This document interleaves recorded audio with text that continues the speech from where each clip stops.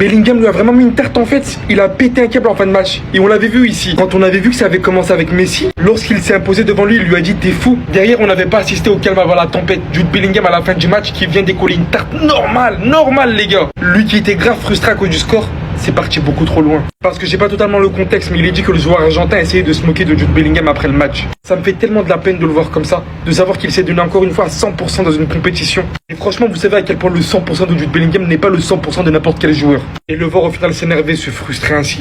Tout à cause des mauvais choix de son sélectionneur. Après tout ça, on pourra dire ce qu'on veut de Jude Bellingham, mais footballistiquement parlant, on ne pourra pas nier une chose. On dépasse l'aspect, c'est l'un des meilleurs milieux du football moderne actuel. Bien que moi, vis-à-vis de la palette large technique qu'il a réussi à atteindre en tant que milieu de terrain, ça fait longtemps que je l'inclus parmi les meilleurs de l'histoire dans le thème de milieu. Aujourd'hui, lorsqu'il va revenir au Real Madrid, ce mec, il sera dur de lui imposer quoi que ce soit. Parce que quand on regarde ce qu'il a proposé lors de cette édition de Coupe du Monde, c'est littéralement hors du commun, les gars, qu'on se dise la vérité. Le mec est sur le point de devenir le meilleur milieu buteur de l'histoire de la Coupe du Monde. C'est n'importe quoi. Le responsable de la défaite de l'Angleterre, c'est pas Tuchel, les gars. C'est Bellingham. C'est Bellingham. Vous voyez là? Là, c'est là où vraiment il s'est condamné et il a condamné l'Angleterre, les frères. S'embrouiller avec Messi, pas de problème, ça peut arriver. Mais quand tu vois qu'à la fin de cette embrouille, Messi se dit vas-y, ok, c'est comme ça, allez, on va voir. Là, c'est bon, là, on a compris. Là, tu comprends que c'est terminé pour Bellingham. Là, tu comprends, là, t'as provoqué Messi, tu l'as regretté juste derrière. Alors là, t'es content, tu gagnes, t'es là, tu gagnes du temps, tu fais de l'anti-jeu, tout ça. Mais Messi, quand il décide d'accélérer, quand il décide de changer le cours d'un match, tu peux pas l'arrêter. Tu peux être tout Bellingham que t'es, tu pourras pas l'arrêter. Maintenant, tu vas juste chouiner, jouer ton match de la 3e place, jouer contre Mbappé, vous entretuer avec Mbappé, tu vas retourner chez toi en Angleterre. C'est aussi simple que ça. T'auras ni Ballon d'Or, ni Coupe du Monde encore une fois cette année. C'est aussi simple que ça, les frères. Regardez ce qui s'est passé à la fin du match Angleterre-Argentine. Regardez bien Bellingham. Regardez. Hop.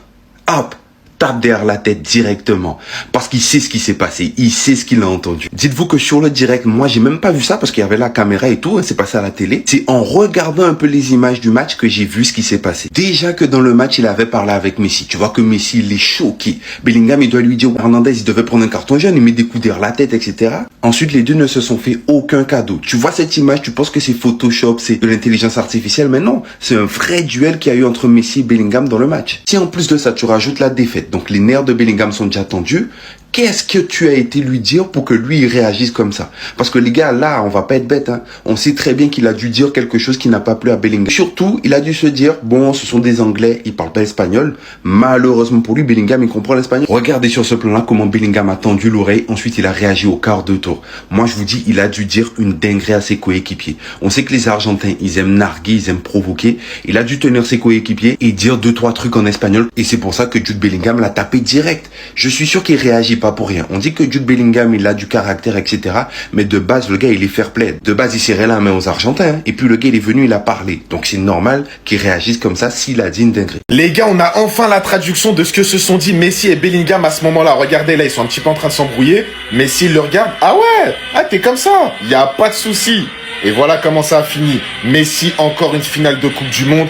Bellingham, malheureusement, éliminé en demi. Et je vais vous dire à ce qui paraît, ils se sont dit au moment de cet échange. Regardez. Donc, en gros, à ce qui paraît, voilà ce qu'ils se sont dit. Bellingham, il dit, Léo, tu joues beaucoup trop dur. Il n'y avait même pas faute. Messi, il répond, c'était un tacle régulier. Bellingham, il lui dit, tu ne passeras pas si tu continues comme ça. Calme-toi. Messi, il lui répond, ah ouais, je ne passerai pas. Bellingham, il répond, ouais, allez, jouons simplement au football. Et Lionel Messi hoche la tête avec un léger sourire, visiblement sûr de lui. Les gars, je vous la remets carrément. Elle, la tête de Messi, elle me fume, je vous jure, regardez. En mode, quoi? T'es comme... t'es comme ça, toi, y a pas de souci. Mais bon, de toute façon, y a rien entre les deux joueurs. Bellingham, il a déclaré à la fin du match, y a aucun problème avec Messi. On parlait d'un tir contré. En réalité, il n'y avait rien de mauvais du tout. Je suis sûr que tout le monde va en faire toute une histoire, mais pour moi, il n'y avait vraiment rien. Et il a déclaré aussi, pour moi, c'était un privilège d'affronter Lionel Messi. La Coupe du Monde qu'il est en train de faire est incroyable. Je lui souhaite bonne chance en finale. Dites-moi ce que vous en pensez en commentaire. Mais tu te prends pour qui, en fait? En fait, toi, j'ai compris, toi.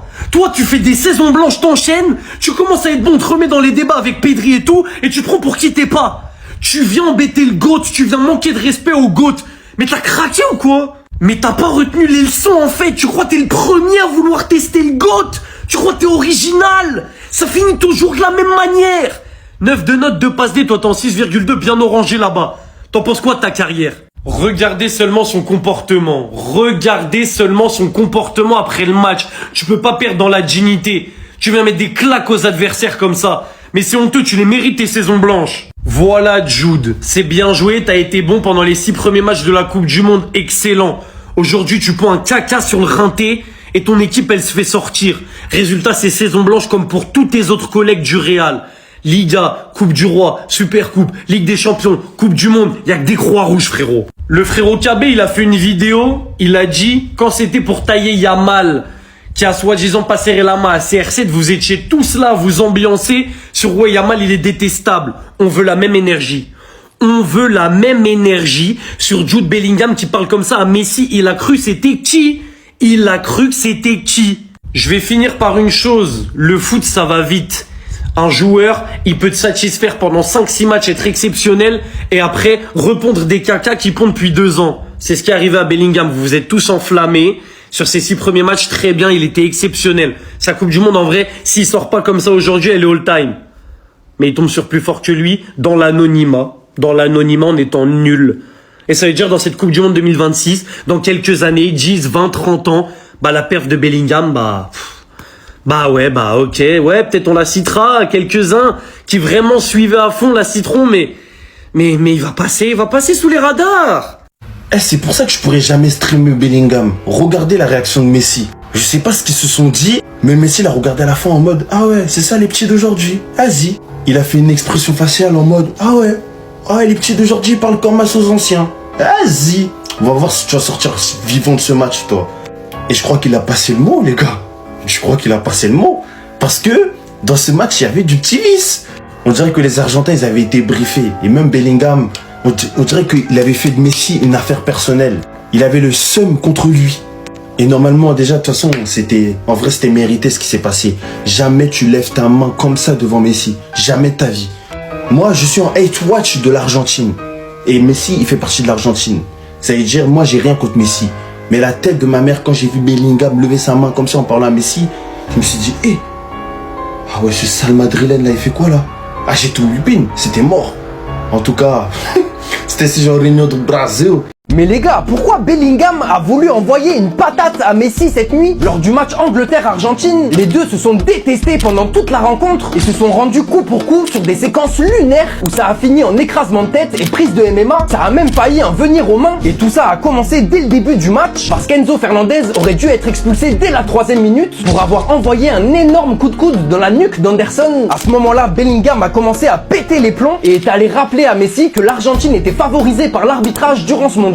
C'est là que Messi n'a pas du tout apprécié et a fait cette tête légendaire avant que ça dégénère. Messi aussi était à 2 doigts de le déclencher et d'ailleurs Messi lui-même s'est exprimé après le match pour répondre à toutes ces polémiques en disant mot pour mot: si nous avions perdu contre l'Angleterre, ça aurait déchaîné des gens venant dire des conneries, on ne leur a pas donné cette chance, on savait que sur le plan du football on était meilleur qu'eux. Bon, et vu que Bellingham n'a pas osé tarter Messi, il en a profité pour envoyer une claque à Barco du coup à la fin du match pour se défouler, mais n'a pas été sanctionné, tout comme Fernandez qui n'a pas été sanctionné pour sa célébration provocatrice devant les supporters anglais où il leur a demandé de la boucler ou même sur son coup de coude. Bref, un match sous haute tension. Jude Bellingham est le pire joueur de l'histoire de l'Angleterre. Et quand je dis le pire, je ne mâche pas mes mots. Regardez son comportement face à Lionel Messi.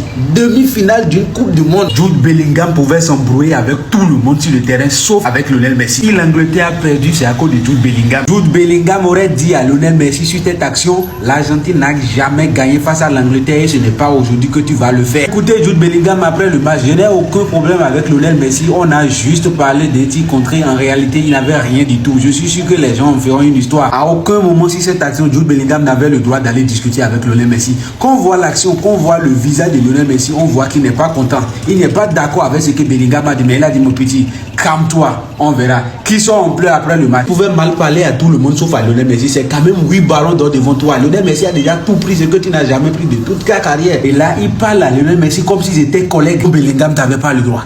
Il n'avait pas le droit de parler de cette manière à Lionel Messi. Il y a plus de 25 ans, ces gars-là jouaient déjà. Bellingham, tu étais où? Aujourd'hui, juste parce que tu es plus de lancer, tu te permets de parler à Lionel Messi yeux dans les yeux. Tel manque de respect ne restera pas impuni. Tu dois apprendre de tes erreurs. Et même pour parler à l'ami Yamal, désormais, il faut savoir ce que tu vas dire. Bellingham, je t'aime bien, mais baisse ta main, tu sais à qui tu parles. En tout cas, cette confrontation, c'est le reflet du match, les gars. Le match, il est incroyable. Baston, bagarre sur bagarre. Ça me rappelle un peu l'Argentine-Pays-Bas. On peut le dire maintenant, Argentine-Angleterre, peu importe la fin d'issue du match, là c'est la mi-temps 0-0, ça va être un classique du football. C'est un classique du football, de la bagarre seulement, les gars. Les deux équipes se détestent et c'est ce qu'on aime. Quand on regarde les statistiques du match, une personne qui regarde pas le match la première mi-temps, ils vont se dire c'est un match de merde. 56% pour l'Argentine, 44% de possession, 2 tirs, 1 tir, 0 tir cadré des deux côtés. Vous vous dites, ah, c'est un bon match de merde, éclaté. Mais quand on regarde le match, les gars, il est incroyable. Moi, j'aime trop les matchs comme ça. Personnellement, l'intensité, elle est incroyable. Ça, c'est un vrai match de demi-finale. On a vu entre l'Espagne et la France. C'était un match, c'était beau footballistiquement. Mais en termes d'intensité, etc., la France, ils étaient pas dedans. Or que là, les deux équipes se tuent sur le terrain. Les deux équipes, ils se la donnent. Il y a plus de 15 fautes, je crois, côté Argentine.